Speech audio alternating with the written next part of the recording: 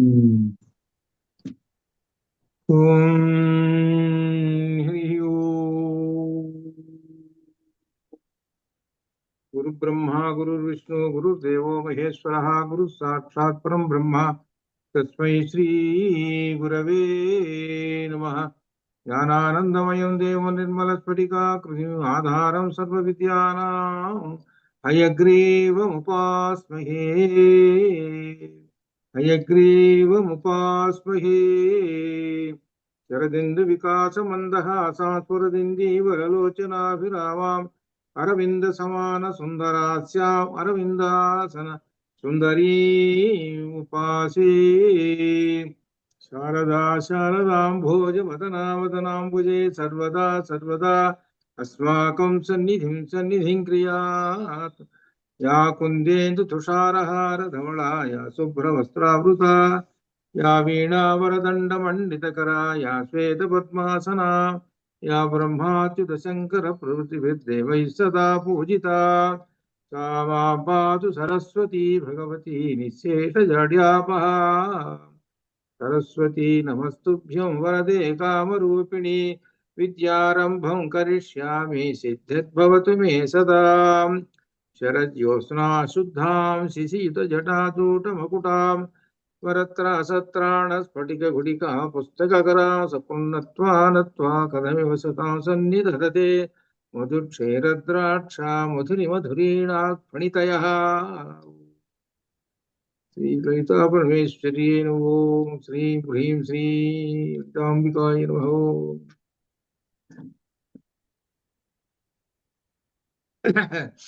సామవేదాంతర్గత ఛాందోగ్యోపనిషత్తును అధ్యయనం చేస్తున్నాం. ఇందులో ఈ రోజున పంచాగ్ని విద్య అనేటువంటి విషయం వస్తున్నది. ఈ పంచాగ్ని విద్య అనేటువంటి దాని గురించి కూడా మనకు బ్రహ్మసూత్ర భాష్యంలో వచ్చింది. బ్రహ్మసూత్ర భాష్యంలో ఈ పంచాగ్ని విద్యని గురించే వ్యాసుల వారు వృద్ధ బ్రాహ్మణ వేషంలో వచ్చి ప్రశ్న వేస్తారు. ఇక్కడే ఇక్కడతోటే చర్చ ప్రారంభమవుతుంది. ఇది ఈ పంచాగ్ని విద్య అనేటప్పటికీ ఏమనుకుంటారంటే 5 అగ్నులు అని అనుకుంటారు. అగ్ని అనేటప్పటికీ మనం చూస్తున్నటువంటి అగ్ని కదా అని అనుకుంటారు. కానీ అది కాదు, అగ్ని కాదు. ఎట్లా మరి ఏమిటండి అగ్ని అనేటువంటిది అని అంటే, ఉదాహరణకి మనకు అహం వైశ్వానరో భూత్వా ప్రాణినాం దేహమాశ్రిత అనేటువంటి దానిలో మన శరీరంలో వైశ్వానరుడు అనేటువంటి ఆయన ఒక అగ్ని ఉన్నాడు. అగ్ని ఆయన మనం తినేటువంటి ఆహారాన్ని పచనం చేసి అన్నిటికీ పంపిస్తూ ఉంటుంటాడు. ఆయన పేరు వైశ్వానరాగ్ని. మరి నిజంగా అగ్ని అంటే నిజంగా అగ్ని ఉండాలి కదా, అగ్ని ఉండలేదు. అక్కడేంటి అగ్ని వంటిది అని అర్థం ఉంటుంది, అంతేగాని నిజంగా అగ్ని కాదు. అట్లనే ఇక్కడ కూడా పంచ అగ్నులు ఇవి. ఈ పంచ అగ్నులు అనేటువంటివి ఎలా రూపొందుతున్నాయి ఏమిటి అనేటువంటిది ఒకటి. ఉదాహరణకి ఒక సాధకుడు అనగా నిత్యాగ్నిహోత్రి అనుకుందాం. అగ్నిహోత్రం అనమాట. వేదకాలంలో రోజు అగ్నిహోత్రం ఉంటుంది. మనం చెప్పుకున్నాం 3 అగ్నులు అని. వేదకాలంలో ప్రతి ఇంట్లోనూ 3 అగ్నులు ఉంటాయి. ఈ 3 అగ్నుల్ని ఉపాసన చేస్తుంటుంటారు. సరే, అటువంటి నిత్యాగ్నిహోత్రి పోయినాడు. పోతే అటువంటి ఆయన్ని ఏం చేస్తారు, దహన సంస్కారాలు చేస్తారు. ఇది నిత్యాగ్నిహోత్రి ఆయన కనుక రోజు యజ్ఞం చేస్తూ ఉంటాడు అనమాట. ఆయన ఆ వెళ్ళినటువంటి ఆయన ఎవరు తీసుకొని పోతారు ఆయన్ని అనంటే అగ్నిదేవుడు తీసుకొని పోతాడు. ఇది ఇక్కడ అర్థం. అగ్నిదేవుడు తీసుకొని వెళ్ళి ఏం చేస్తాడు అనంటే మరలా జన్మింపేటట్టు చేస్తాడు. మరలా పునర్జన్మ అది అనమాట. ఇది జరుగుతున్నటువంటిది. ఇది ఇలా ఎప్పుడు జరుగుతూనే ఉంటుంటుంది. ఈ పునర్జన్మ అంటే మళ్ళీ రాపుట్టడం, మళ్ళీ చేయటం, మళ్ళీ ఇది ఈ విధంగా జరుగుతుంటుంది. అంటే ఏంటనమాట, దీని పునర్విజననం పునర్విమరణం దీనిలోకి ఉండదు కదా. అప్పుడు ఏమవుతాడనంటే ఈ జీవుడుకి వైరాగ్యం కలుగుతుంది. ఈ వైరాగ్యం కలిగి జ్ఞాన వైపు వెళ్ళి మోక్షానికి పొందుతాడు. ఇది అనమాట చివరికి ఫలితం లక్ష్యం అనేటువంటిది అక్కడికి వస్తుంది. నువ్వు ఎన్ని నిత్యాగ్నిహోత్రాలు చేసినా, ఎన్ని యజ్ఞయాగాది కృతువులు ఎన్ని చేసినా కానీ మళ్ళీ పుడతావు, అది చెప్పేది. ఇదంతా దేనిలోకి వస్తుంది? వేదంలో ఉన్నటువంటి పూర్వభాగం కర్మకాండకు వస్తుంది. రెండో భాగం ఉత్తర భాగం ఏమిటది? జ్ఞానకాండది. ఇక్కడ జ్ఞానకాండ కాదు, ఇదేంటంటే కర్మకాండ. ఇది యజ్ఞహోత్రం చేస్తున్నాడంటే ఇది కర్మకాండ అనమాట. ఇది ఈయన అలా చేస్తుంటుంటాడు. అటువంటి వాడు వెళ్ళిపోయినటువంటి వాడు రిటర్న్ వస్తున్నాడు. ఈ రిటర్న్ వస్తున్నాడే, మరలా పునర్జన్మకు వస్తున్నాడే, ఆ విధానం చెప్పాడు ఇక్కడ దీనిలో. అవి ఎట్లా సాగుతున్నది అనేటువంటి దీన్ని చెప్పుకుంటూ వరుసగా వస్తున్నాడు అనమాట దీనిలో. అనమాట ఇది ఏమిటి, ఎక్కడి నుంచి మనకు ప్రారంభమైంది? రాజుగారి దగ్గరకు వచ్చారు.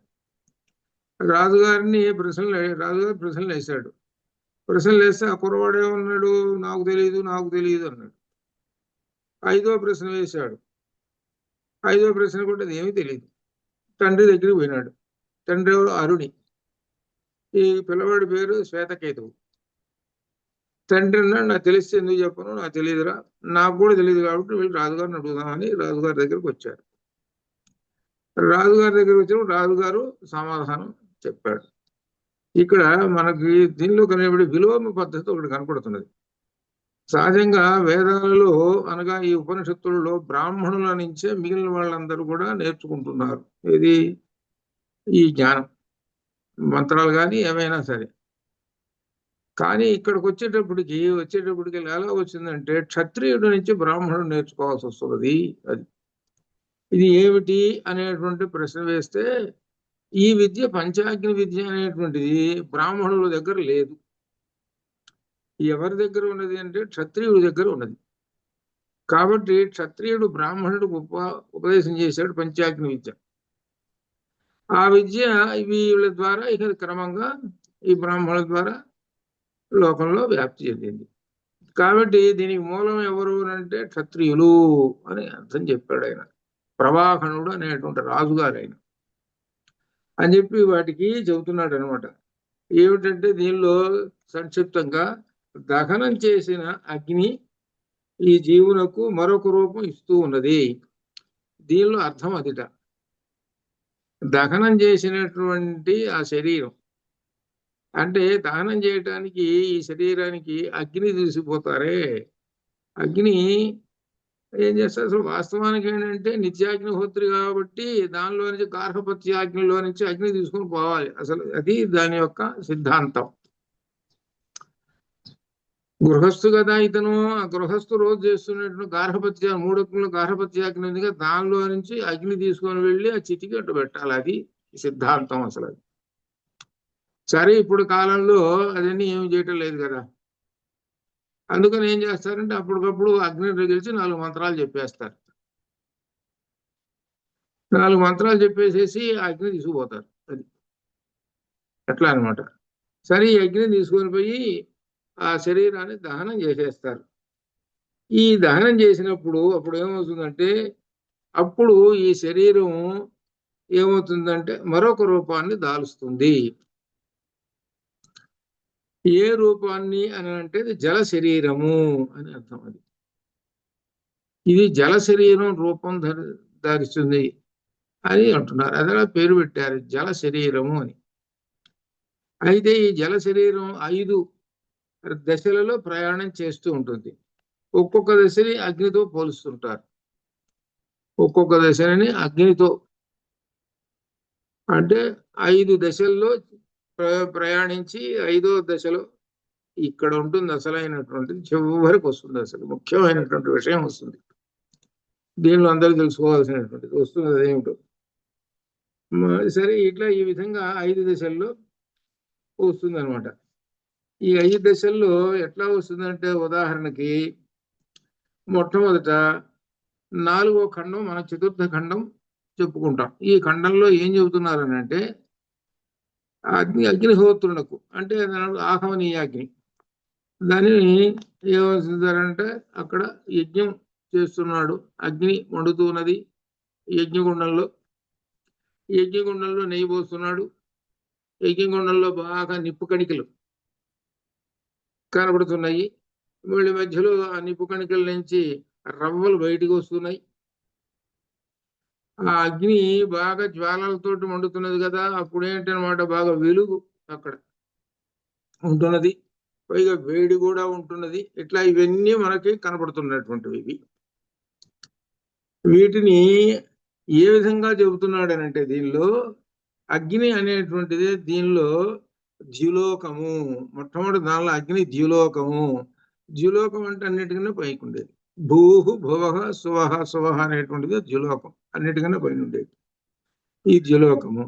సరే, అందులో మరి కట్టెలు వేస్తాడు కదా, కట్టెలు వేస్తే వండుతుంటుంటాయి కదా, ఆ కట్టెలు నుంచి సమిధలు అంటారు వాటిని. ఆ వేసేటువంటి వాడు సమిధ అంటే సహజంగా దర్భానని, అంటే ఇక్కడ అర్థం ఏంటంటే దానిలో వండటానికి వేస్తారు అవి. అవి ఏమిటంటే ఆదిత్య రూపము అని. సరే, యజ్ఞం చేస్తున్నాడండి, పొగ వస్తున్నది. ఆ పొగ వస్తున్నది ఏమిటి అంటే ఆదిత్యుని యొక్క కిరణములు. అంటే పైన ఇక్కడ చేస్తున్నటువంటి యజ్ఞం ఎట్లా ఉన్నదో పైన ఆలోచన చేయండి అని అంటున్నాడు. అది ద్యులోకం ఉన్నది, ఆదిత్యుడున్నాడు, కిరణాలు ఉన్నాయి. ఈ పోలిక అక్కడికి అదేనమాట ఈయన చేసేటువంటి యజ్ఞాగ్ని. అగ్ని జ్వాల మనది. అగ్ని జ్వాల బాగా మండుతున్నది కదా, అక్కడ పగలు ఉన్నది. అంటే చీకటి ఉండదు కదా, అక్కడ పగలు ఉంటున్నది. తర్వాత ఇక్కడ చంద్రుడు నక్షత్రాల సంగతి చెప్పుకుందాం. ఈ చంద్రుడు ఏమిటనంటే ఆ నిప్పు కణికల నుంచి రవ్వలు వస్తున్నాయి, పైగా ఎర్రగా రవ్వలు వస్తున్నాయి. ఆ రవ్వలనేమో నక్షత్రములతోటి పోల్చాడు. ఇది నక్షత్రాలతోటి పోల్చాడు అవి అనమాట. మరి చంద్రుడు అనేటువంటిది వాడిది ఏంటనమాట, నిప్పు కణికలు ఉన్నాయి కదా, ఎర్రగా నిప్పు కణికలు, వాటిని చంద్రుడితోటి పోల్చాడు. ఇవి ఇట్లా ఈ విధంగా మండుతూ ఉన్నది. అనగా ఆకాశాన్ని అంతటినీ ఇక్కడ ఒక వర్ణించాడు. ఎట్లా ఇప్పుడు ఇతను చేసేటువంటి నిత్యాగ్నిహోత్ర చేసేటువంటి ఒక యజ్ఞాగ్నితోటి, యజ్ఞంతో పోల్చి చెప్పాడు. ఇదేనమాట. అయితే ఇలా పోల్చి చెప్పాడు కదా, ఏమిటి దీని యొక్క విశేషం ఏమిటనంటే దీనిలో చెబుతున్నాడు ఏంటంటే వరుసగా ఈ 4వ ఖండంలో ఈ జల శరీరం అన్నది చూశారు. ఈ జల శరీరము దేని తీసుకుంటుందంటే సోమ శరీరాన్ని తీసుకుంటుంది. అది అర్థం. సోమ శరీరం, సోమ అంటే అర్థం ఏంటి, చంద్రుడు. సోమ శరీరాన్ని తీసుకుంటుంది. అదే 2వ మంత్రంలో చెప్పాడు.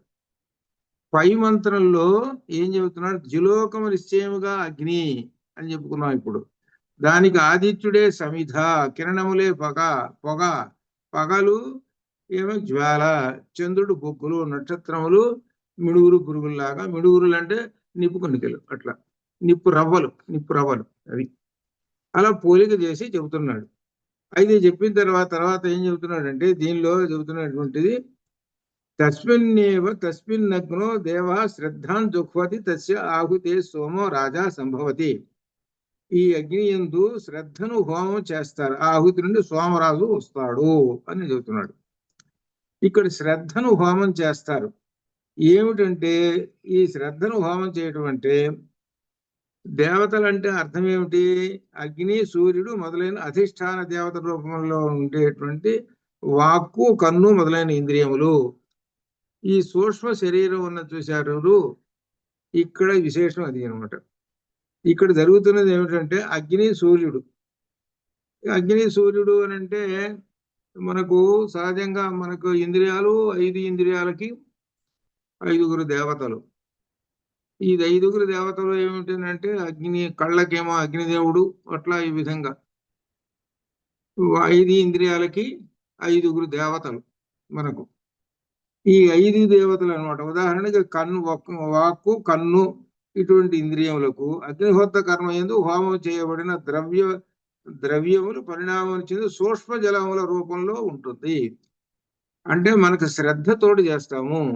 ఈ శ్రద్ధతోటి చేయటానికి ఏమి అక్కడ కావాలి, ఇంద్రియములు అనేటువంటి ఉండాలి. ఇంద్రియముల యొక్క శ్రద్ధ ఉండాలి, అది అర్థం. ఆ ఇంద్రియముల యొక్క శ్రద్ధ వలన, ఆ శ్రద్ధ వలన సూక్ష్మ జలములలో పరిణామం చెందుతూ ఉంటుంటుంది హోత్ర కర్మ యందు హోమాలు, ఇది అర్థం. అంటే ఈ అగ్నిహోత్రం చేస్తున్నాడు, ఒక ఆయన అనుకుందాం చేస్తున్నాడు. ఈ చేస్తున్నాడు అని అంటే ఇదంతా ఏంటి? శ్రద్ధతోటి చేస్తున్నాడు. ఈ శ్రద్ధతోటి చేస్తున్నాడు అని అంటే తన ఇంద్రియములన్నిటినీ అక్కడ పెట్టేసేసి, అనగా ఇంద్రియములకు సంబంధించినటువంటి దేవతలు, అది అర్థం. ఆ దేవతలు అనమాట. ఆ దేవతల యొక్క రూపంలో ఉన్నటువంటి ఈ వాక్కు అయినటువంటి ఉన్నాయే ఈ ఇంద్రియములు, వీటినన్నిటిని కూడా హోత్ర కర్మ యందు హోమం చేయబడిన ద్రవ్యములుగా పరిణామం చెందుతూ ఉంటుంటాయి. ఈ పరిణామం చెందినటువంటి తర్వాత ఏమిటంటే 5వ ఆహుతి యందు జలములు పురుష శబ్ద వాచ్యములగును. జలములు పురుష శబ్ద వాచ్యములగును. అవి జలములు హోమద్రవ్యములుగా పేర్కొబడినవి. పైగా శ్రద్ధయే జలములు. శ్రద్ధను ఆరంభము చేసుకుని జనుడు సామాగ్రిని చేర్చుకుని కర్మలను చేస్తుంటారు అని. అంటే ఏమిటి అనమాట? దీని యొక్క ఫలితం ఏమిటి? మొట్టమొదటిగా చెప్పేది ఈ జీవుడు చంద్రలోకము అని అర్థం చెబుతున్నాడు. ఈ చంద్రలోకానికి చేరతాడు అని అర్థం చెబుతున్నాడు. ఈ చంద్రలోకాన్ని చేరిన తర్వాత రిటర్న్ అయ్యి వస్తుంటుంటాడు అనమాట. అవి వరుసగా వస్తుంటాయి. ఒక్కొక్క దశలో ఇప్పుడు మనకు తర్వాత 5వ ఖండంలో ఏమొస్తుందనంటే సోమ శరీరం అవుతుంది. అలానే అక్కడ వృష్టి శరీరం అవుతుంది. అలానే 6వ ఖండంలో వృష్టి శరీరం అన్న శరీరంగా మారుతుంది. అక్కడ పృథివీ దేవత. ఆ పృథివీ దేవత తర్వాత 7వ ఖండంలో అన్న శరీరంగా మారుతుంది. దానికి అన్న శరీరం అంటే రేత శరీరంగా మారుతుంది. ఆ రేత శరీరమే పురుష బీజము. పురుష బీజమే లోనే రేత శరీరం ఉంటుంది. మనుష్య శరీరం అవుతుంది. ఇక్కడ చెప్పుకొచ్చేది ఏమిటంటే అసలు విషయము ముందు అది చెప్పిన తర్వాత, ఆ మంత్రం చెప్పిన తర్వాత చెప్పుకుందాం. ఏమిటంటే ఆత్మనః ఆకాశ సంభూత, ఆకాశాద్ వాయు, వాయోరగ్ని, అగ్నిరాప, ఆపో పృథివీ, పృథివీభ్యో ఓషధయ, ఓషధయాత్ అన్నం, అన్నాత్ రసం, రసః, రసాత్ పురుషః. ఇట్లా సరే భూమి దాకా వచ్చాం. భూమి దగ్గర నుంచి భూమిలో నుంచి ఏమొచ్చినాయి? ఓషధులు వచ్చినాయి. ఓషధుల నుంచి ఏమొచ్చిందో అన్నం వచ్చింది. అన్నం వచ్చిన తర్వాత అన్నాన్ని ఎవరు తిన్నాడు? వీడు తిన్నాడు. ఈ మనిషి తిన్నాడు. ఈ తిన్న తర్వాత వీళ్ళు రసం పుట్టింది, శక్తి. అన్నాత్ రసః. ఆ రసం శక్తి ఉన్నది, దాన్ని రేతస్సు అంటారు. అది ఆ రేతస్సు వలన పురుష ఒక మనిషి బయటకు వచ్చాడు అని మనకు ఏది చెబుతున్నది? తైత్తీరీయం చెబుతున్నది. అది ఇక్కడ ఏం చెబుతున్నాడు అని అట్లనే ఇక్కడ కూడా తైత్తీరీయం అట్లా చెబుతున్నది. ఇక్కడ కూడా ఎట్లా చెబుతున్నాడు అని అంటే దీనిలో ఆ జల శరీరం చివరిగా మార్పులు చెందుతూ వృష్టి శరీరంలోకి వచ్చి వృష్టి శరీరంలో నుంచి అన్న శరీరానికి వస్తుంది. ఇక్కడ ఒక విశేషం ఒకటి ఉన్నది. ఆకాశం నుంచి మనకు వర్షాలు పడుతున్నాయి, పంటలు పండుతున్నాయి, చెట్లు ఈ విధంగా పెరుగుతున్నాయి. ఇదంతా బాగానే కనబడుతున్నది మనకి. ఇక్కడ దీనిలో ఏమిటంటే విశేషము, అనేకమైనటువంటి జీవులు ఆ వర్షంలో వృష్టి శరీరంలో కలిసి ఉంటారు. అనేక మంది వాళ్ళందరూ కూడా రకరకములైనటువంటి వృక్షజాలాలు, మనుషులు, రకరకములైనటువంటి జీవులు అందరూ ఉంటుంటారు. వాళ్ళందరూ కూడా ఎక్కడ ప్రవేశిస్తారంటే అన్న శరీరంలో ప్రవేశిస్తారు. అన్నంలోకి ప్రవేశిస్తారు. అన్నంలో ప్రవేశించిన తర్వాత వీడు అన్నం తింటాడు. అన్నం తింటున్నప్పుడు అన్నంలో ప్రవేశించారు కదా మరి శరీరాలు. ఎట్లా శరీరాలంటే సోమ శరీరం ఉంది, వృష్టి శరీరం ఉంది, అన్న శరీరం. అన్న శరీరం ఎక్కడి నుంచి పుట్టింది? భూమి నుంచి పుట్టింది. అన్నం భూమి నుంచి పుట్టింది. దాన్ని వీడి తినేశాడు, తీసుకున్న తర్వాత అన్న శరీరాన్ని తీసుకున్న తర్వాత రేత శరీరం తయారైపోయింది. లోపల రసం తయారైపోయింది. రేత శరీరం అయిపోయింది. అనగా పురుష బీజం. అనగా అర్థం ఏమిటి? మళ్ళీ రిటర్న్ అయి పుట్టడానికి వీడు రిటర్న్ అయి మళ్ళీ పుడుతున్నాడు. పుట్టడానికి ఒక పురుషుల్లో చేరాడు వీడు. అది వీడు ఒక పురుషుల్లో చేరాడు. ఈ పురుషుల్లో చేరి అదే పురుష బీజం. అది చేరటానికి మూలం ఏమిటి? అది అర్థం. అన్న శరీరము అన్నాడు. అన్నం ఎట్లా వస్తుందో చెప్పు అని అంటున్నాడు. అన్నం ఎట్లా వస్తుంది అని అంటే వరుసగా చెప్పుకుంటూ వస్తున్నాడు. సోమ శరీరం అంటే చంద్రుడు. చంద్రుడు మనకి ఏమిస్తాడనంటే ఆహార పదార్థాల్లో ఉండేటువంటి పిండి పదార్థం ఇదేటువంటి చూశారు, శక్తి అదంతా పోసేది ఓషధీనాంపతి చంద్ర, ఆయన ఇస్తుంటాడు. అవి వృష్టిలో కలుస్తాయి. వృష్టిలో అంటే వర్షంలో కలిసిపోతాయి. ఆ వర్షంలో కలిసిపోయినప్పుడు ఈ అన్న శరీరం ఉన్నది చూశారు, ఆ దానిలో ఆహారంగా ఏర్పడుతుంది. ఆహారంగా ఏర్పడి రేత శరీరం అంటే ఏంటనమాట, వీడు పైకి వెళ్ళిన వాడు రిటర్న్ అయ్యి వస్తున్నాడు. రిటర్న్ అయ్యి రావటం అనేది ఈ విధంగా వస్తాడు. రిటర్న్ అయ్యి అది చెబుతున్నాడు. అది ఈ విధంగా రిటర్న్ అయ్యి వస్తాడు. ఈ విధంగా రిటర్న్ అయ్యి రేత శరీరం పురుషుల్లో చేరతాడు. వీడు పురుషుల్లో చేరిన తర్వాత ఈ వీడు రూపం పొందాలి ఎట్లా? ఇది ఇక్కడ అసలు వేసిన ప్రశ్నే అది. అసలు ప్రశ్నే అది. వీళ్ళు సిద్ధమై ఉన్నాడు. ఒక జీవుడు పుట్టడానికి రెడీగా ఉన్నాడు. వాడు పుట్టాలి అని అంటే ఎట్లా? అది సమస్య. అందుకని ఎట్లా అని అంటే అప్పుడు స్త్రీ శరీరం కావాల్సి వచ్చింది. అది అర్థం. అనగా ఈ రేతస్సు యొక్క ఆ రేతస్సు వెళ్ళి స్త్రీ శరీరంలో ప్రవేశించినప్పుడే అప్పుడు వీడు జీవుడు బయటకు వస్తాడు, లేకపోతే లేదు. అప్పుడు వీడి యొక్క జన్మ ఇదంతా ఏమిటి అని అంటే మనిషి క్రమక్రమంగా ఏమిటంట సూక్ష్మభూత స్థూల శరీరం కాబట్టి ఇదంతా కూడా ఇది స్థూల శరీరం, దీని నుంచి సూక్ష్మ శరీరం, ఇట్లా ఈ విధంగా వరుసగా మనం చెప్పుకుంటూ ఉన్నాం. ఇప్పుడు దీనిలో అన్న శరీరం నుంచి రేత శరీరం వస్తుంది అని చెప్తున్నది. కాబట్టి ఇక్కడ మనిషి పుట్టుక గురించి చర్చ, అది అర్థం అన్నమాట. మనిషి ఎలా పుడతాడు అని. ఇప్పుడు మనిషి ముక్తికి పోయినాడు అనుకోండి, ఇంక వాడి పుట్టుక లేదుగా. మోక్షానికి పోతే వాడి పుట్టుకే లేదు. మోక్షానికి పోలేదు మోక్షానికి పోకపోతే ఏంటనమాట, మళ్ళీ పుట్టాల్సిందే వాడు ఎట్లా పుడతాడని అంటే ఇన్ని ఉన్నాయిట. ప్రకృతిలో మనకు కనబడుతున్నటువంటి మనకి ఇంత దూరం ఆలోచించము. ద్యులోకం నుంచి వచ్చేస్తున్నాడు. ఆ ద్యులోకం నుంచి వీడు ఈ రూపాలలో జల శరీరము, సోమ శరీరము, వృష్టి శరీరము, అన్న శరీరము, రేత శరీరము ఇవన్నీ తీసుకొని అప్పుడు స్త్రీ శరీరంలో ప్రవేశించి బయటకు వస్తున్నాడు. ఇది దీనిలో చెప్పేటువంటి సారాంశం. ఇది అసలు ఈ 5 ఖండాల్లో చెప్పే సారాంశం ఇది.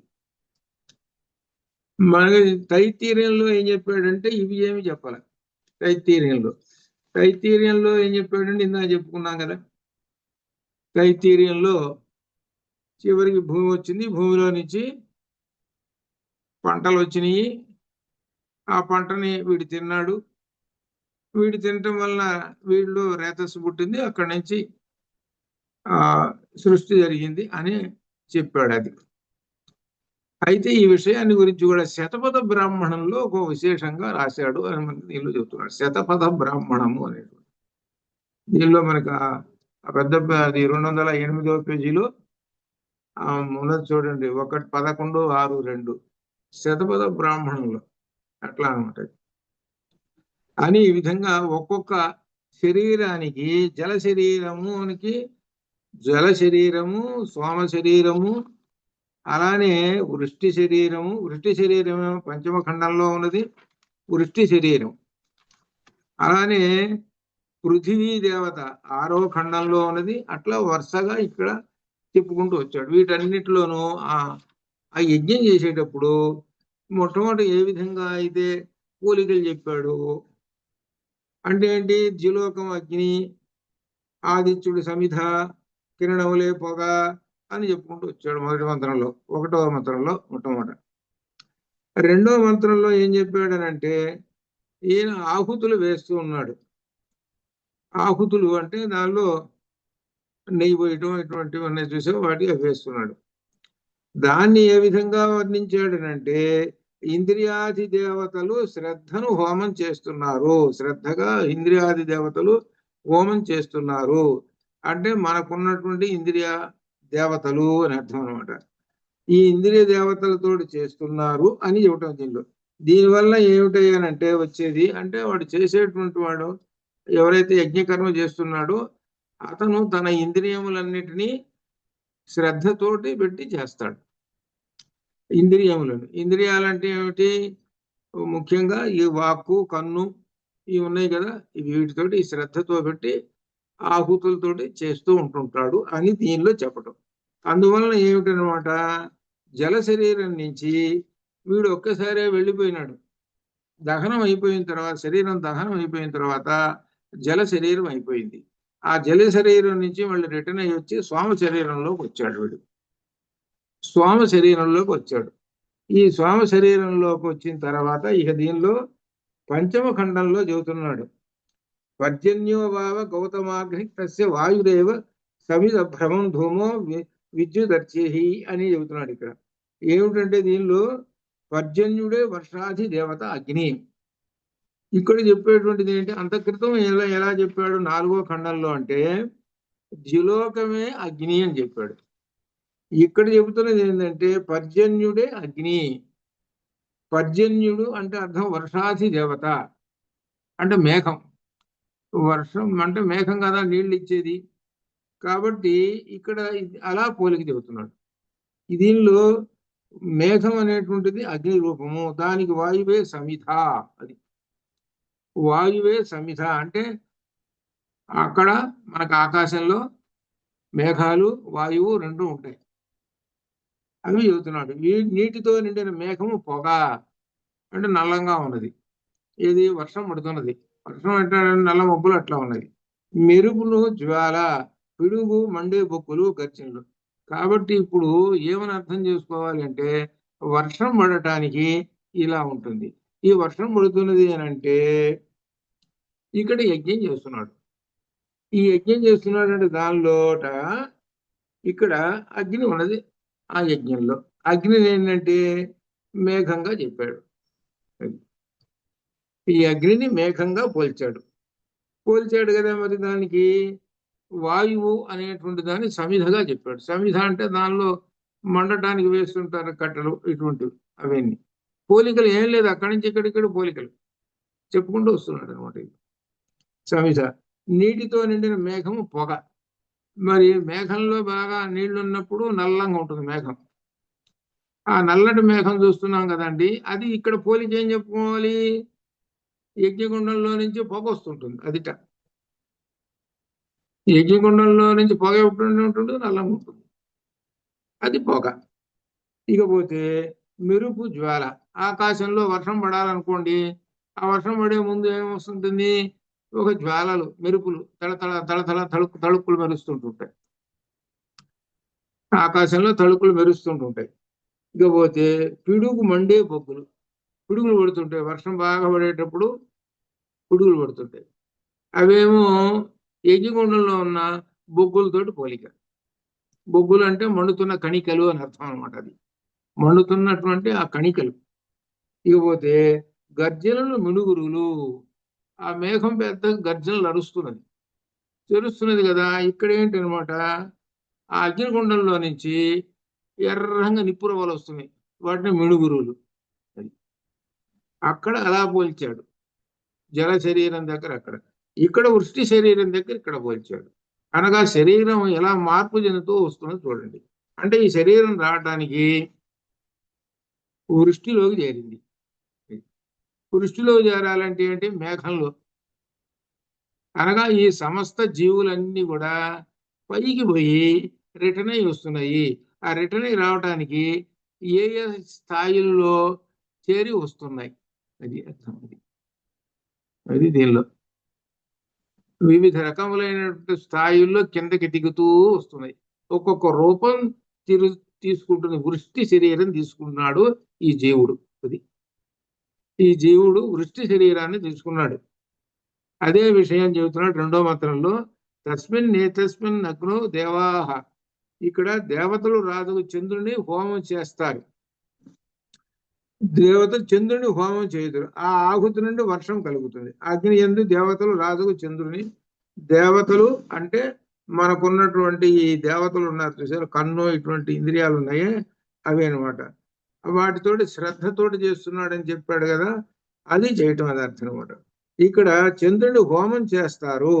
ఈ అగ్ని యందు ఇదివరలో వల్ల యజమాని ఇంద్రియముల అధిష్టాన దేవతలు ఓషధులకు ప్రభువు చంద్రుని. చంద్రుని హోమం చేస్తారు అని అంటున్నారు. చంద్రుని హోమం చేయటం ఏమిటి? చంద్రుడిని ఎక్కడ తీసుకొచ్చి అగ్నిలో పడేస్తారా? అది కాదు. ఓషధీనాంపతి చంద్ర.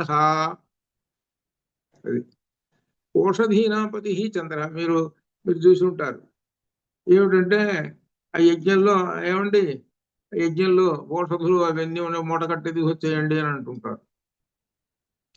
దానిలో రకరకాల ఓషధులు ఉంటాయి. ఓషధులు రకరకాల అన్ని ఓషధులే దానిలో ఉండేటువంటి ఒక 15-20 రకాలు ఉంటాయి ఓషధులు. అవన్నీ దానిలో వేస్తుంటారు. అంటే అర్థం ఏంటి? ఓషధీనాంపతి చంద్ర, చంద్రుని వేస్తున్నారని అర్థం. అది అట్లా అనమాట. అలా వేస్తారనమాట. అది చంద్రుడిని అలా హోమం చేస్తారు. అప్పుడు ఆహుతి నుండి వర్షం. ఇప్పుడు ఇప్పుడు వర్షం పడుతున్నది. చంద్రుడిని కూడా ఏం చేశారు? దానిలో వేసేశారు.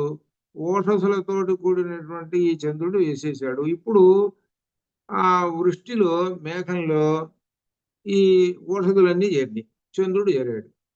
ఇప్పుడు వర్షం పడుతున్నది. ఇప్పుడు వర్షం పడుతున్నది. ఈ జీవుడు ఎలా వస్తున్నాడో చూసుకోండి. వరుసగా చంద్రుడు సహాయం తీసుకున్నాడు, వస్తున్నాడు. చంద్రుడు అంటే ఓషధులు అని అర్థం అనమాట. అనగా చివరికి ఈ ఓషధుల్లో చేరతాడు వీడు. అది అర్థం. భూమి మీద నుంచి పుడతాయి కదా ఓషధులు. ఓషధులు అంటే అర్థం ఏమిటి? ఉన్నాయే మనం తినే ఆహార పదార్థాలు ఉన్నాయే, వస్తుంటాయి. ఏదో మామిడి చెట్టు ఉంది అనుకోండి, అది ఒక ఆహారం, అది ఒక ఔషధి. అట్లా ఇక ఈ పండించే పంటలు ఉంటాయి, ఇవి ఇట్లా. వీటిల్లోకి ఓషధులు చేరతాయి. ఓషధీనాంపతి చంద్ర. అదే అంటారు ఏమిటంటే చంద్రుడు ఈ మొక్కలకన్నిటికీ, చెట్లకి, వీటన్నిటికీ కూడా పతి అంటే నాయకుడు. అంటే వాటికి శక్తిని అనగా వాటిలో ఉండేటువంటి ఈ పదార్థాన్ని పోసేటువంటి వాడు. అది అది అనమాట చంద్రుడు. అది ఇందులో ఉండేటువంటిది. అది ఎక్కడ ఉన్నది అని అంటే వర్షం నుంచే వస్తున్నది. అది అర్థం. వర్షంలో నుంచే కింద ఇన్ని పడుతున్నాయండి. వర్షంలో ఈ వర్షంలో ఇవన్నీ కలిసి భూమి మీదకి వస్తున్నాయి. భూమి మీదకి వచ్చి భూమి భరాయించాలి. భూమి భరాయించేసేసి భూమి ఏం చేయాలి? వాటన్ని పుట్టించాలి. భూమి పుట్టించాలి. చెట్లను పుట్టించాలి, వీటన్నిటిని కూడా పుట్టించాలి. అవన్నీ భూమి పుట్టించాలి అనమాట. అనగా భూమి పుట్టించిన తర్వాత ఇంకా ఏమిటనమాట, క్రమంగా ఒకటమ్మట ఒకటి వృక్ష జాతులు కానీ ఇవన్నీ కూడా వస్తుంటుంటాయి. వీటన్నిటికి రావాలి అని అంటే ఏం చెబుతున్నాడంటే మూలం వర్షము అని చెబుతున్నాడు. వర్షం రావాలని అంటే ఏం చేయాలి? యజ్ఞం చేయాలి అంటున్నాడు. ఈ యజ్ఞం చేస్తే ఈ యజ్ఞ ఫలితంగా వర్షం వస్తుంది అని అంటున్నాడు. ఈ వర్షంలో ఏం వస్తారు అని అంటే జీవులు ఉత్పన్నం అవుతాయి. వర్షం పడుతూ జీవులు ఉత్పన్నం అవుతాయి. జీవులు అంటే కేవలం మనుషులనే కాదు ఇక్కడ అర్థం. సమస్తమైనటువంటి ప్రాణికోటి, వృక్షాలతో సహా అన్ని కూడా. కాబట్టి ఇక్కడ ఆ వృష్టి శరీరం తీసుకొని మొత్తం భూమికి వచ్చేస్తుంటుంది. ఇప్పుడు పృథివీ దేవతకు వచ్చేస్తున్నది. అదే చెబుతున్నాడు 1వ మంత్రం 6వ ఖండంలో. పృథివీయే అగ్ని అట్లనే చెబుతున్నాడు. ఇందాక ఎట్లయితే పోలికలు చెప్పాడో అగ్ని అక్కడ మేఘం అన్నాడు, మరి ఇక్కడ పోలిక చెబుతున్నాడు. అంటే ఈ యజ్ఞకుండాన్ని ఎన్ని విధాలుగా పోలికతో చెబుతున్నాడో అది ఆలోచించాడు. ఈ యజ్ఞకుండాన్ని, యజ్ఞంలో కుండంలో ఉండేదే అగ్ని ఉంటుంది, మంట ఉంటుంది, నిప్పు రవ్వలు ఉంటాయి, ఆహుతులు వేస్తుంటారు, ఇవన్నీ ఉంటాయి కదా. వీటిని పోలికలతోటి ఎలా చెబుతున్నాడు? వృష్టి శరీరంగా ఉన్నప్పుడు ఇట్లా ఉందండి, ఇట్లా అనుకోవాలి. ఇక పృథ్వీ దేవతల గురించి చెబుతున్నానండి అన్నాడు. ఏమిటంటే మరలా అగ్నిని గురించి చెబుతున్నాడు. అగ్ని భూమి, పృథివీయే అగ్ని, దానికి సంవత్సరమే సమిధ. సమిధ అంటే దానిలో మంటల్లో వేయాలి కదా, అవి వేసేటువంటి సమిధలు కట్టెలు ఇటువంటివి అనమాట, ఇవి అనమాట. అట్లా అనమాట. సంవత్సరమే సమిధ, ఆకాశమే పొగ, ఆకాశమే పొగ, రాత్రి జ్వాల, దిక్కులు మండే బొగ్గులు, మూలలు మిణుగురులు. అంటే ఏం చెబుతున్నాడు దీనికి? విశేషం దీనిలో ఒక విశేషం దీనిలో మనకి కనబడుతుంది. సంవత్సరం అనే కాలముచే ఉద్దేశింపబడిన పృథివీ ధాన్యము, పప్పు దినుసులు మొదలగు పంటల నిచ్చుటకు సమర్థమగును. సంవత్సర కాలం అంటే అది వర్షం పడదండి. వర్షం పడిన రెండో రోజు నీకు మనకు పంట వస్తున్నదా? వర్షం పడిన రెండో రోజు పంట వస్తున్నదా? రావటం లేదు. అదన్నీ కొన్ని 6 నెలలు తీసుకుంటే, కొన్ని 3 నెలలు పెడుతుంది. మరి చెట్లు అయితే చూసుకుంటే టైం ఎంత చూసుకుంటుందో ఇది. అలానే అక్కడ రేతస్సు స్త్రీ గర్భంలో ప్రవేశించే మరునాడు వీడు వస్తున్నాడా? 9 నెలలు, 9 3 270 రోజులు అవి పూర్తి 271 రోజులు ఇంటి బయటకు వస్తున్నాడు. అది అంటే సంవత్సర కాలం. పృథివీ ఇక్కడ ఏం చెబుతున్నాడంటే ధాన్యము మొదలైనటువంటి పంటలు ఇచ్చడు సంవత్సరం పడుతుంది అని చెబుతున్నాడు. పృథివీకి మీద పడ్డది వర్షం. వర్షం పడిన తర్వాత అప్పుడు సంవత్సరం పడుతుంది అని అంటాడు. దీన్ని ఆకాశము పొగ అంటే అగ్నిగుండంగా కదా, దాన్ని కదా పోలికతోటి చెబుతున్నాడు. పొగ వస్తున్నదండి, ఆ పొగ ఆకాశం అండి. పొగ ఎక్కడికి పోతున్నది? పైకి పోతున్నది. ఇది పొగను పట్టుకుంటామా? పొగను ఇటు పట్టుకుంటామా? పట్టుకోలేం. ఆకాశాన్ని ఇటు పట్టుకుంటామా? పట్టుకోలేం. అట్లా పోలికతో చెప్పేశాడు. ఆకాశం పొగ, అగ్ని నుండి పొగ ఆవిర్భవించినట్లుగా పృథివీ నుండి ఆకాశం పుట్టినదా అన్నట్లు ఉంటున్నది. అనగా భూమి నుండి ఆకాశం పుట్టిందా అన్నట్లుగా కనపడుతున్నదిట. అట్లా ఆ విధంగా పోలికతోటి చెబుతున్నాడు. అంతే, ఇక్కడ విశేషం ఏం లేదు. ఇక రాత్రియే జ్వాల, మండుతున్నది కదా, ఆ మండుతున్నటువంటి దాన్ని దేనితో పోలిక చెప్పాడు? రాత్రితోటి పోలిక చెప్పాడు. ఎందుకంటే ప్రకాశ రూపముకు అగ్నికి జ్వాల వలె అగ్ని ఏం చేస్తుంది? ప్రకాశం. అది ఏం చేస్తుంది? చీకటిని పోగొడుతుంటుంది. అది చీకటిని పోగొడుతుంది. చీకటిని పోగొడుతూ ఏం చేస్తుంది? పగలు వెలుగునిస్తుంటుంది. అది కదా అగ్ని యొక్క లక్షణం ఇది. కాబట్టి ప్రకాశ రూప అగ్నికి జ్వాల వలె అప్రకాశ రూపముకు పృథివీకి చీకటి రూపంలో ఉండటం వల్ల రాత్రి తగి ఉన్నది. చీకటి రూపంలో ఉండటం వలన రాత్రి అనేది తగ్గి ఉన్నది. అనగా దేనికి? పృథివీకి. ఆ పృథివీకి చీకటి రూపంలో ఉన్న రాత్రి అంటే కనపడదు అని అర్థం అనమాట. ఆ పృథివీ ఇక్కడ విశేషం ఏంటి? అగ్నికి జ్వాల వలె అప్రకాశ రూపముకు పృథివీకి, ప్రకాశము కానటువంటి పృథివీకి. అగ్ని అంటే ప్రకాశం, బాగా వెలిగిపోతూ ఉంటుంటుంది. పృథివీ ఏమి వెలిగిపోతుంటుంది? పృథివీ ఏమైనా అగ్ని జ్వాల కాదు కదా, సూర్యుడు మాదిరిగా అగ్ని జ్వాల కాదు కదా. కాబట్టి ఈ భూమికి చీకటి రూపంలో ఉండటం వల్ల రాత్రి, కాబట్టి ఈ భూమిని రాత్రితో పెట్టేసామండి అని తెలుస్తున్నాడు. అక్కడ పోలికలను తీసుకొచ్చి ఇక్కడ చెబుతున్నాడు. ఇక్కడ అనమాట, అది అనమాట ఇది. కాబట్టి రాత్రి అనేటువంటిది ఏమిటి? జ్వాల. అది దానిలో వచ్చే జ్వాల ఉన్నదే దాన్ని రాత్రితోటి పోల్చాను. దిక్కులు మండే బొగ్గులు, సరే దిక్కులు అంటే యజ్ఞగుండంలో ఆ కణికలు ఉన్నాయి, అగ్ని కణికలు, వాటిని దిక్కులతో పోల్చాను. మూలలు మిడుగురులు అంటే ఆ దానిలో నుంచి లేచి వస్తున్నటువంటి మిడుగురులు అంటే నిప్పురవ్వలు అని పోలికలు చెప్పుకోవటం అంతే, ఇంకేం లేదు. వాటికి పోలికలతో చెప్పి ఏం చెబుతాడంటే చివరికి ఈ అగ్ని ఏంటంటే పృథివీ అని చెబుతున్నాడు. అది ఈ అగ్ని ఏమిటంటే పృథివీతోటి పోల్చి చెబుతున్నాను అని చెబుతూ ఇక్కడ చెబుతున్నది ఏమిటంటే చివరికి ఇక్కడ మనకి రెండో మంత్రంలో ఈ అగ్ని యందు దేవతలు వర్షమును హోమము చేయుదురు. ఆహుతి నుండి ఆహారం. దేవతలు ఇక్కడ వర్షాన్ని కురిపిస్తారు అని అర్థం. అది వర్షాన్ని హోమము చేయుదురు, ఆహుతి నుండి ఆహారం పుట్టును. ఎప్పుడైతే వర్షం పడదో అప్పుడు ఆహారం పుడుతుంది అని చెబుతున్నాడు. దేవతలు వర్షాన్ని కురిపిస్తారు అని అంటున్నారు. ఈ దేవతలు అనేటువంటి వాళ్ళు ఎవరు అంటే మన దగ్గర ఉన్నటువంటి దేవతలే. ఏమిటనంటే వీళ్ళు అగ్నికి, మన కంటికి, వాక్కుకి దేవతలు ఉన్నారు కదా. ఇట్లా ఏమిటి 5 ఇంద్రియాలకి దేవతలు ఉన్నారు. ఈ దేవతలు ఉన్నారు చూశారు, వాళ్ళు కురిపిస్తారు వర్షాన్ని. అనగా ఈ సూక్ష్మ శరీరంతో పోతాడు వీడు, ఎక్కడికి పైకి పోతాడు. ఆ సూక్ష్మ శరీరంతో పోయినటువంటి వాడు మళ్ళీ వస్తుంటాడు. ఈ సూక్ష్మ శరీరం అంటే అర్థం ఏమిటి?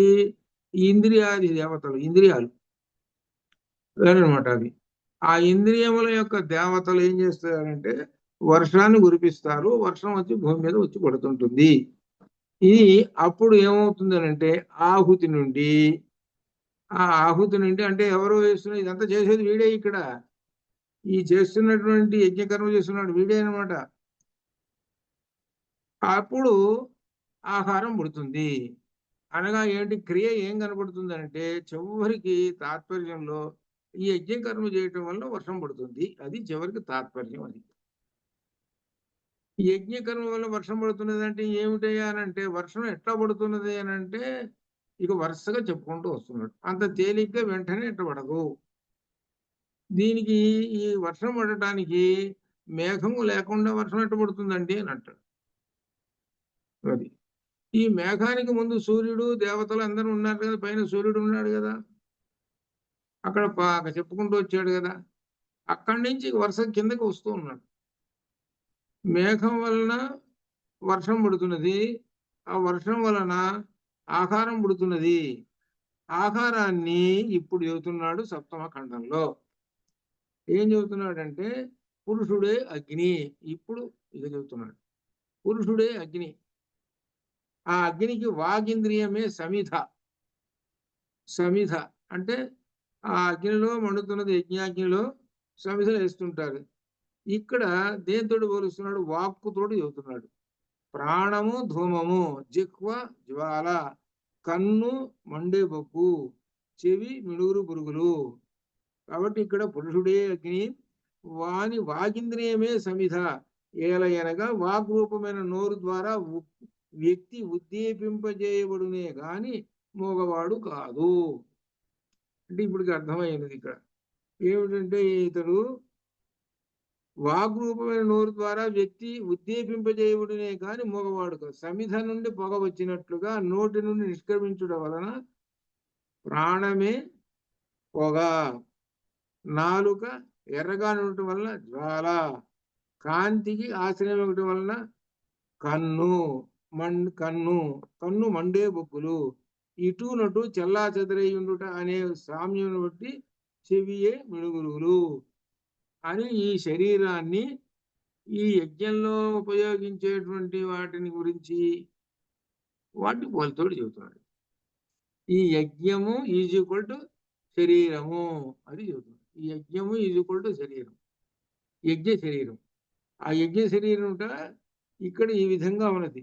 పురుషుడే అగ్ని, యజ్ఞకుండం ఉంది, దానిలో అగ్ని ఎవరంటే పురుషుడు అన్నాడు. వాని వాగీంద్రియమే సమిధ. మరి పురుషుడికి వాడు మాట్లాడతాడు కదా, మనిషి మాట్లాడతాడు కదా, మాట్లాడతాడు కాబట్టి అది సమిధతోటి పోలిక. ఎందుకంటే వాగ్రూపమైన నోరు ద్వారా వ్యక్తి ఉద్దీపింపజేయబడినే కానీ మోగవాడు కాదు కదా. అనగా అర్థం ఏమిటి? ఈ మనిషికి మాటలు వచ్చు, ఎవరికి రావు? జంతువులకి రావు. మిగిలిన ప్రాణులు ఉన్నాయి అనేటువంటి వాటికి మాత్రం రాదు, మా వాక్కు రాదు, వీడికి వచ్చు. కాబట్టి ఇతన్ని పోల్చితోటి చెబుతున్నాడు, మోగవాడు కాదు.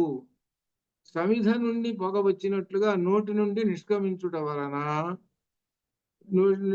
ప్రాణమే విడిచే గాలి పొగ. గాలి పీలుస్తున్నాడు, గాలి వదులుతున్నాడు. ఈ గాలి వదులుతున్నాడన్నారే దాన్ని పొగతోటి పోల్చి చెప్పాడు ఈ జీవుడు. ఒకసారి మళ్ళీ అనుకోవండి, ఈ యజ్ఞవాటికే ఈ మనిషి,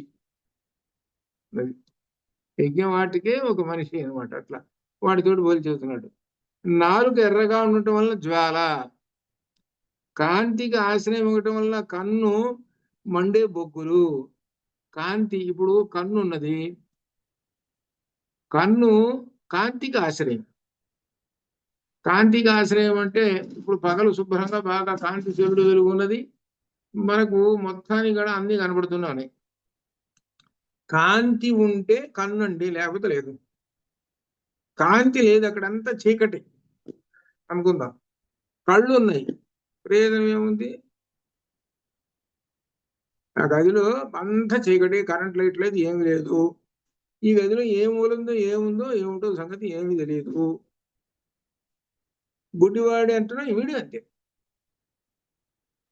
ఇద్దరు సమానమే. కాబట్టి కాంతికి ఆశ్రయమైనటువంటిది కన్ను.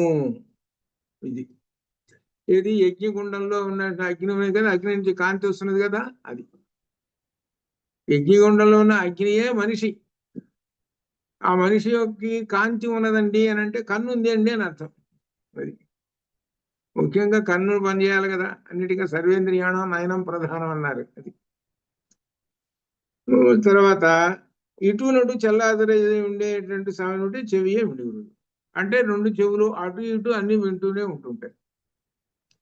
అనగా 8 దిక్కుల నుంచి వచ్చేటువంటివి మొత్తము అన్ని వింటూనే ఉంటుంటాయి. ఎవరు? ఈ మిడుగులు, ఈ చెవులు. అంటే అర్థం ఏమిటి? ఈ రవ్వలు మొత్తం పడిపోతున్నాయండి చుట్టూ. ఈ యజ్ఞగుండం చుట్టూ రవ్వలు పడిపోతున్నాయి. అది సరే, వీడు ఇట్లా చేస్తున్నాడండి. ఎవరు? ఒక యజ్ఞవాటిక అగ్నిహోత్రి అనుకుందాం. ఒక అగ్నిహోత్రి చేస్తున్నాడు. ఈ విధంగా చేస్తున్నాడు. చివరికి ఏమైనాడు అని అంటే శరీరం వదిలేశాడు. శరీరం వదిలేసినప్పుడు అప్పుడు ఈ శరీరం పైకి వెళ్ళి కిందకి వచ్చేసేస్తున్నది. పైకి వెళ్ళి పైకి సూక్ష్మ శరీరంతో వెళ్ళిపోయింది.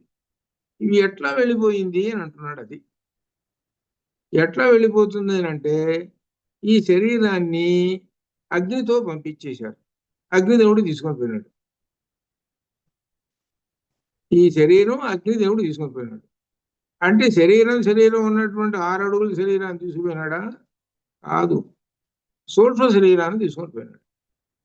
అది మిగిలిన మామూలు కట్టె శరీరం ఉంది అదంతా భస్మం అయిపోయింది. ఇదంతా దాంతో పని లేదు. సూక్ష్మ శరీరాన్ని తీసుకొని అగ్నిదేవుడు వెళ్ళిపోయినాడు. పైకి వెళ్ళిపోయి మరలా రిటర్న్ చేస్తున్నాడు అగ్నిదేవుడు. ఈ రకరకములైనటువంటి రూపములతోటి వస్తున్నాడు, 5 రకాల రూపంతో. అది మొట్టమొదట వెళ్ళిపోయినప్పుడు జల రూపము అన్నాడు. జల రూపంతో పైకి వెళ్ళిపోయినాడు. రిటర్న్ రావాలి కదా, రిటర్న్ వచ్చేస్తున్నాడు. జల రూపం నుంచి వెళ్ళిపోయినటువంటి వాళ్ళు మళ్ళీ ఒక్కొక్క చోట ఒక్కొక్క ఇది రూపాన్ని తీసుకొని వ్యాహృతులు తీసుకొని ఇలా వరుసగా వస్తున్నాడు. ఒక చోటేమో మేఘ రూపం అన్నాడు. మేఘం అంటే చివరి తర్వాత. మొట్టమొదటి వృష్టి శరీరం, తర్వాత వృష్టి శరీరము, పృథివీ దేవత శరీరము, ఇట్లా మొట్టమొదట జల శరీరము, సోమ శరీరము, జల శరీరము, సోమ శరీరము, వృష్టి శరీరము, పృథివీ శరీరము, ఆ తర్వాత పురుష శరీరము, ఇట్లా ఈ విధంగా శరీరాలు తీసుకుంటూ వచ్చాడు. అంతవరకు వచ్చాడండి. ఇక్కడ చెప్పాడు. అసలు మెలికంతా ఇక్కడే పెట్టాడు. అది అసలు దీనిలో విశేషం ఉంటుంది. మనిషిలో రేతస్సు రూపంలో చేరాడు వీడు. మనిషిలో ఒక రేతస్సు రూపంలో చేరాడు వీడు. ఎవరు? జీవుడు చేరాడు కదండి. మరి ఇంకే పుట్టు. రేతస్సులోంచి మనిషి పురుష రూపం, రేతస్సులోంచి పుట్టు. మరి పుట్టడు. నాకు స్థానం, వేరే స్థానం ఉంది అని అన్నాడు. ఆ స్థానంలో నేను సంవత్సరం ఉంటాను.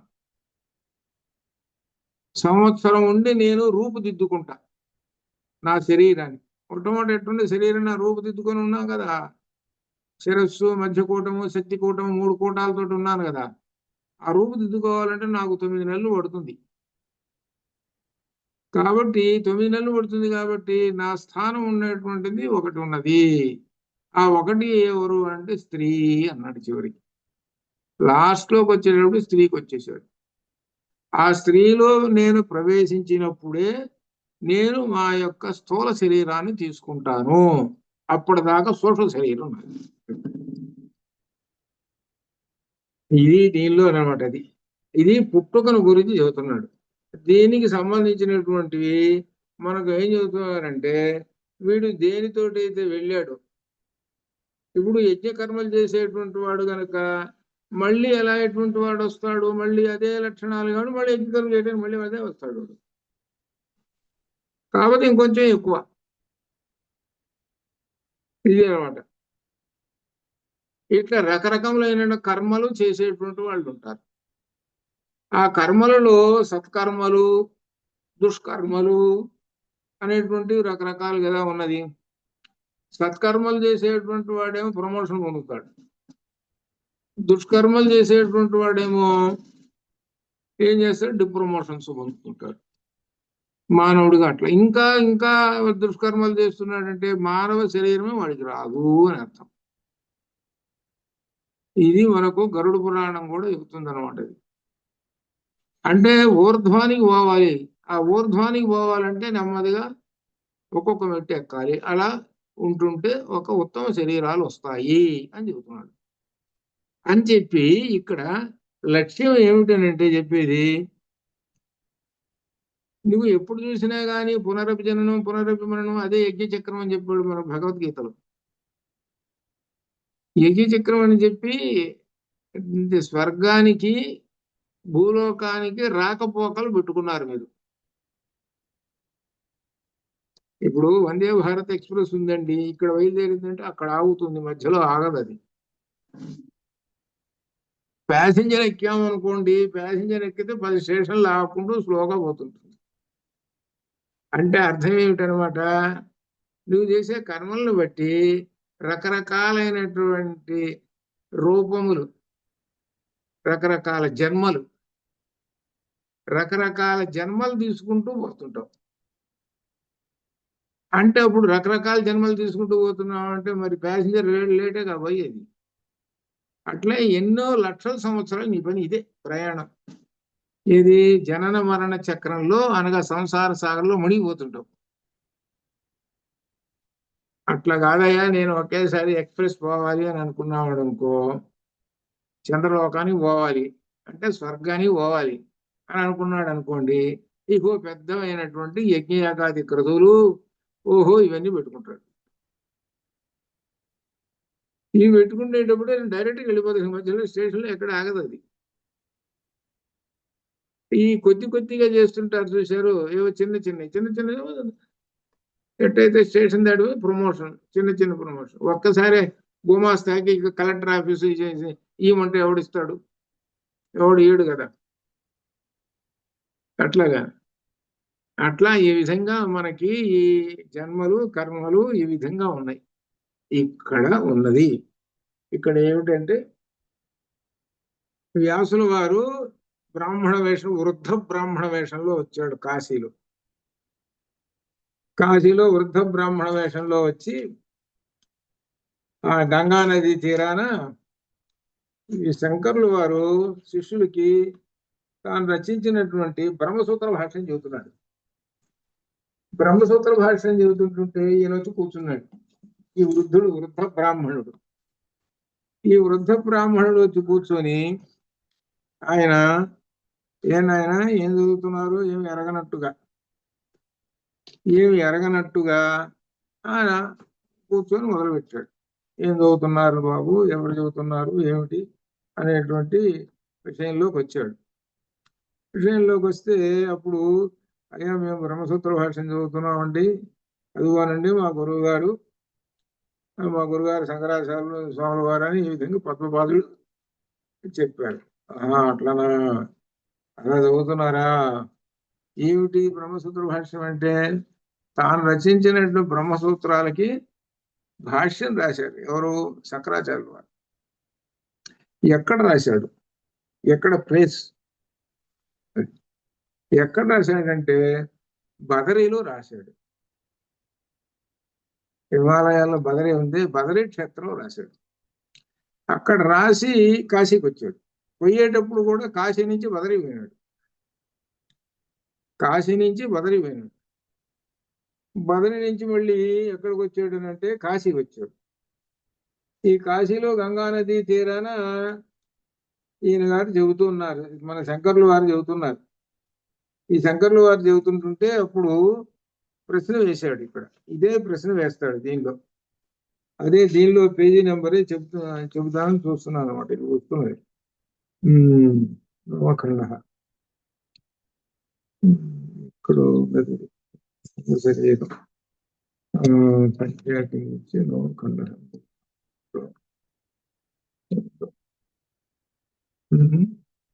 ఉండాల్సింది.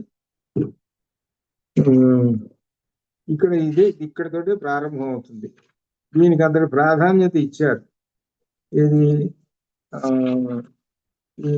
దీనికి అనమాట. ఇది ఎక్కడో వస్తుంది. దీనికి కనుక్కోవడానికి గుర్తు పెట్టాల్సిందే.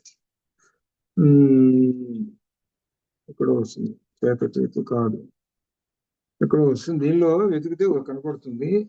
అయితే ఏంటంటే మూడో ఖండంలో ఎక్కడో వస్తుంది అనమాట. ఇది అక్కడ ఆయన ప్రశ్న ఇస్తాడు. ప్రశ్న ఇస్తే అక్కడ వ్యాసులు శంకర్లు సమాధానం చెబుతాడు. శంకర్లు సమాధానం చెబితే దాన్ని వ్యాసులు వారు వృద్ధ బ్రాహ్మణ రూపంలో ఉన్నాడు కదా, ఆయన బాగా ఖండించేస్తాడు. శంకర్లు వారి యొక్క వాదాన్ని ఖండించేస్తాడు. వాదాన్ని ఖండించేటప్పటికి శంకర్లు వారు వ్యాసుల వారి వాదాన్ని సహస్రధా ఖండించేస్తాడు. ఆయన శతధా ఖండిస్తే వ్యాసుల వారు ఈయన సహస్రధా ఖండించేశారు, ముక్కలు చేసేస్తాడు. అంటే గెలిచింది ఎవరు అని అంటే శంకర్లు. అలా ఖండించేసాడు. ఖండించినప్పుడు అక్కడ ఒక విశేషం ఉన్నదనమాట. పక్కన పద్మపాదుడు ఉంటాడు. పద్మపాదుడు నుండి ఎవరబ్బా ఈయన సహస్రదా ఖండించని వాళ్ళు పోవటం లేదు, చూస్తుంటే ఎవరై ఉంటాడు ఈయన అని ఆలోచనలోకి వచ్చి బాగా అమ్మో వచ్చింది నువ్వు ఆ స్వామి అని అనుకుంటాడు. అప్పుడు గురువు గారితో చెబుతాడు. గురువు గారితో చెప్పి, అయ్యా వచ్చింది ఎవరో కాదు, వచ్చింది వ్యాసుల వారు వచ్చారు, వ్యాసుల వారు ఈ రూపంలో వచ్చాడండి అని అన్నాడు. అని అంటే అప్పుడు శంకర్లు వారు ప్రార్థిస్తే అప్పుడు వ్యాసుల వారు తన యొక్క నిజ రూపం చూపిస్తాడు. నిజ రూపంతో ప్రత్యక్షమయ్యి అప్పుడు చెప్తాడనమాట, నీవు ఈ బ్రహ్మసూత్ర భాష్యాన్ని ఇంతవరకు ఎవరు రాయలేదు, నా సూత్రాలకి భాష్యం ఎవరు రాయలేదు. ఒకవేళ రాసినా సరిగా అర్థం కాలేదు, వాళ్ళకి అర్థం కాలేదు. అర్థం కాని వాళ్ళు రాస్తే ఇంకెట్ట అర్థం అవుతుంది? అట్లా ఒకటి రెండు ఉన్నారు. నీవు రాసినటువంటి బ్రహ్మసూత్ర భాష్యాన్ని నీవు లోకంలో ప్రవర్తింపజేయాలి. అంతేకాదు దీనికి తోడుగా బలాన్ని చేకూర్చేటువంటి వివిధ స్తోత్రాలు కూడా రాయాలి. ఇక్కడే ఉంది విశేషం. దీనికి బలాన్ని చేకూర్చే వివిధ స్తోత్రాలు కూడా అవి కూడా రాయాలి. ఉదాహరణ సౌందర్యలహరి, శివానంద లహరి, ఇటు ఆయన పుస్తకాలన్నీ నోట్ ఇట్లా అనమాట. వీటి అట్లా రాయాలి. అట్లా రాయాలనేటప్పటికీ ఈయనేమంటాడంటే, నాకు 16 ఏళ్ళేనండి ఇచ్చింది, 16 ఏళ్లే ఇచ్చారు, 16 కూడా దగ్గరకు వచ్చేస్తున్నది నాకు, కాబట్టి నేను ఎలా చేసేది ఇదంతా మరి ఇంతవరకు రాయగలిగాను, ఇది ఎట్లానండి అని అంటాడు. అలా అయితే ఇంకొక 16 నేను ఇస్తున్నాను, 16 ఆ బ్రహ్మదేవుడు ఇస్తే నేను 16 ఇస్తున్నాను అన్నాడు. నేను 16 ఇస్తున్నాను, అప్పుడు 32 అవుతాయి నీకు. ఈ 16 సంవత్సరాలు నీవు ఈ బ్రహ్మసూత్ర భాష్యాన్ని అలానే వివిధ స్తోత్రాలు రాసుకుంటూ అద్వైతమును, అద్వైతం అంటే అసలు అర్థం ఏంటి? పరమాత్మ ఒక్కడేనని అర్థం, అంతే, ఇంకేం లేదు. అది అందరూ ఒప్పుకుంటారు. అందరూ మతాలు, అందరూ ఏ దేశంలో ఏ మతం అందరూ ఒప్పుకునేది పరమాత్మ ఒక్కడే. ఆ ఒక్కడే అంటానికి అద్వైతం అన్నారు, అంతే ఏం లేదు. అదే మనకు వేదంలో చెప్పారు. కాబట్టి ఇది మొత్తం నువ్వు వ్యాప్తి చేయాలయ్యా నువ్వు అని అంటే అప్పుడు శంకరులు ఆ వ్యాస మహర్షిని స్తుతిస్తాడు. అది గొప్ప విశేషం. మనకు శంకర విజయం పుస్తకం బయటకు వచ్చిన తర్వాత అప్పుడు అంతా మీకు తెలుస్తుంది అనమాట. ఇక్కడ ఒక రహస్యం ఒకటి ఉన్నది. అందుకని మొన్న చెప్పానో లేదో కానీ ఇప్పుడు మళ్ళీ మీకు ఒకసారి చెప్తున్నాను. ఏమిటంటే జ్ఞానాశక్తి, జ్ఞానంగా యొక్క శక్తి, జ్ఞానశక్తి లోపల ప్రవేశించి ఆచరణలో ఉన్నటువంటి వాడికి ఆయుష్ కొంత పెరుగుతుంది. ఇది సత్యం, దీనిలో తిరుగులేదు. ఆయుష్ ఎంత పెరుగుతుంది అనేటువంటిది ఆ పరమాత్మ యొక్క అనుగ్రహం అంతే. అంటే లోపలికి ప్రవేశించాలి ఈ జ్ఞానం. ఏదో ఈ చెవును విని ఆ చెవును వెళ్ళిపోవటం కాదు. ఆ జ్ఞానం ప్రవేశించి, ఎందుకంటే ఒక ఉదాహరణ చెబుతాను మీకు మొన్ననే ఒక ఉదాహరణ కూడా చెప్పాను. ఏమిటో అరటి పళ్ళు కొనుక్కొచ్చాను. అరటి పళ్ళు దానిలో అనుకోకుండానే దానిలో 2 జంటతో కలిసి ఉన్నది. జంటతో కలిసి ఉండేటప్పుడు వాడు ఏం చేస్తున్నాడంటే ఎక్స్ట్రా ఉన్న కాయ తీసేస్తున్నాడు. అరే ఇది తీసేవాకరా, ఇది ఉంచున్నాను, ఇది ఉంచున్నాను, ఇది తీసుకొచ్చాను. ఎందుకు చెప్పానని అంటే అర్థం ఏంటంటే జ్ఞాన దృష్టి ఉన్నటువంటి వాడికి ఏమో ఇది అద్వైతం అని పడుతుంది. జ్ఞాన దృష్టి లేనటువంటి వాడు అరే నాకు భలే అదృష్టం వచ్చిందిరా, జంటకాయ వచ్చిందిరా, పటాపటం ఉంది నేస్తాడు. అంటే ఏంటి, వాడిలో ఉండేటువంటి వాళ్ళే జ్ఞానం ఉంది అక్కడ. వాడు ఏమనుకున్నాడు, వచ్చేసింది కదా అని తినేసేద్దాం అని అనుకున్నాడు, తినేసాడు. అని ఆలోచన ఏం చేయలే. అన్ని కాయలు ఇలా ఉన్నాయిరా, గెలంతా ఉన్నది, ఒక్కటే ఉన్నది అంటే విశేషం అని ఏమైనా ఆలోచన చేస్తున్నాడు వాడు?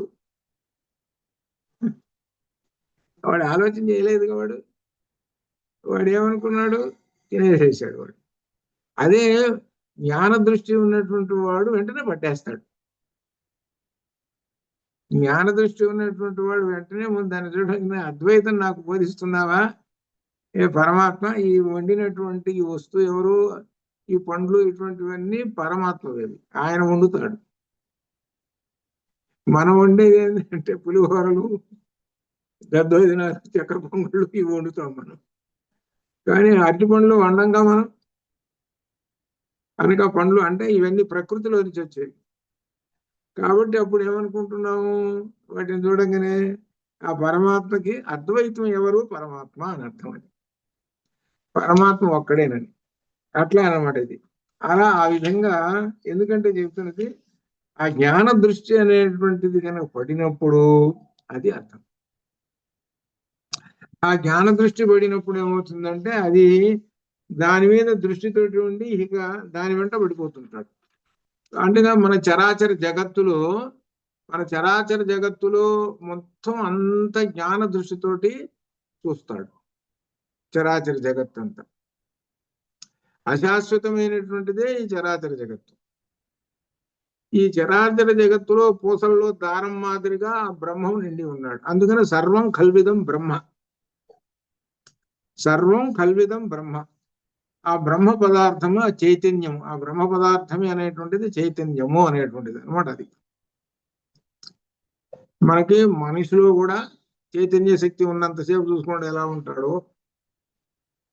మంచి వృక్షం ఉందనుకో, మామిడి వృక్షము బాగా ఆకులతో ఉండి కాయలు దేనితో ఉంది అనుకోండి, అది చైతన్యవంతంగా ఎలా ఉందో చూడండి. అలానే మనిషి కూడా కొంతకాలం ఉండి కొంతకాలం అయిపోయిన తర్వాత వార్ధక్యం వచ్చి ఎట్టయిపోతాడు, అట్లా వృక్షం కూడా అయిపోతుంది. అనగా అశాశ్వతం అయిపోతున్నది. ఈ స్థూల శరీరము అశాశ్వతం అయిపోతున్నది. కానీ లోపల ఉన్నటువంటి అసలు శరీరం ఉన్నది చూశారు, అది ఏం చేస్తుంది, ఈ స్థూల శరీరం పడిపోగానే అదేం చేస్తుంది అనమాట, మరలా వీడి యొక్క కర్మలను అనుసరించి సూక్ష్మ శరీరాన్ని పొంది, అనగా ఇంద్రియాది శక్తులు, వీడి వెంట వచ్చేటువంటి ఇంద్రియాది శక్తులు, వీడు సంపాదించుకున్నటువంటివి, వీడితోటి మళ్ళీ రిటర్న్ అయి వస్తాడు, మళ్ళీ జన్మ పొందుతాడు. ఇలా యజ్ఞ చక్రం లాగా తిరుగుతూ ఉంటుంటారయ్యా జనన మరణ చక్రంలో. కాబట్టి ఇది అర్థం చేసుకోండి అని భగవద్గీత చెబుతున్నాడు. అందుకనే ఏం చెప్పాడంటే 2 శ్లోకాలు చెప్పిన తర్వాత ఏ రెండు అంటే యదా యదా హి ధర్మస్య, అలానే పరిత్రాణాయ సాధూనా అని చెప్పిన తర్వాత ఎవరైతే నా యొక్క జన్మ కర్మలను గురించి తెలుసుకుంటారో, కర్మ అన్నాడు, అది జన్మ కర్మ రెండు శబ్దాలు. ఈ జన్మ కర్మలలో ఉన్నటువంటి జ్ఞానాన్ని పట్టుకొని ఎవరైతే తెలుసుకుంటారో, అది అర్థం, వాళ్ళకి ముక్తి లభిస్తుంది అని చెప్పాడు. దానికి ఏంటి జన్మ కర్మలు అని భాగవతం పెట్టి కథ చెప్పాడు. తర్వాత ఈ జన్మ కర్మలలో ఉన్నది ఏమిటి అంటే ఈ పూర్తిగా జ్ఞానాన్ని నింపి వేసేసాడు, అది అర్థం. అది ఆ జ్ఞానం పట్టుకో. పైకి కథ అనేటువంటిది మామూలుగా సాగుతుంటుంది, ఒక స్థూల శరీరం మాదిరిగా కథ సాగుతుంటుంది. కానీ లోపల ఉన్నటువంటి జ్ఞానాన్ని పట్టుకుంటే నీకు ముక్తి లభిస్తుంది అని చెప్పాడు. అది అట్లా ఆ విధంగా అనమాట. కాబట్టి దీనిలో ఈ పంచాగ్ని విద్యను గురించి మరలా ఒకసారిగా సూక్ష్మంగా మరలా రేపు ఒక్కసారి అనుకొని తర్వాత విశేషాన్ని తర్వాత మరలా మనం ప్రారంభిద్దాం అట్లా అనమాట. ఈ పంచాగ్ని ఎందుకంటే ఇందులో ఈ బ్రహ్మసూత్ర భాష్యంలో వస్తుంది, అక్కడ టచ్ అవుతాం. బ్రహ్మసూత్ర భాష్యంలో ప్రధానమైన ప్రశ్న ఇది, ఆ పంచాగ్ని విద్య మీదనే చేస్తాడు అనమాట. ఆయన వేసేటువంటి ప్రశ్న అనమాట. అది మీకు ఏ పేజీ నెంబర్ ఎంతో తర్వాత నీకు దీనిలో వాట్సాప్లో పెడతాను, అప్పుడు ఒకసారి రెఫర్ చేద్దరు కానీ అట్లా అనమాట. అట్లా ఓం పూర్ణమదః పూర్ణమిదం పూర్ణాత్ పూర్ణముదచ్యతే పూర్ణస్య పూర్ణమాదాయ పూర్ణమేవావశిష్యతే అసతో మా సద్గమయ తమసో మా జ్యోతిర్గమయ మృత్యోర్మామృతంగమయ. ఓం శాంతి శుభం భూయాత్.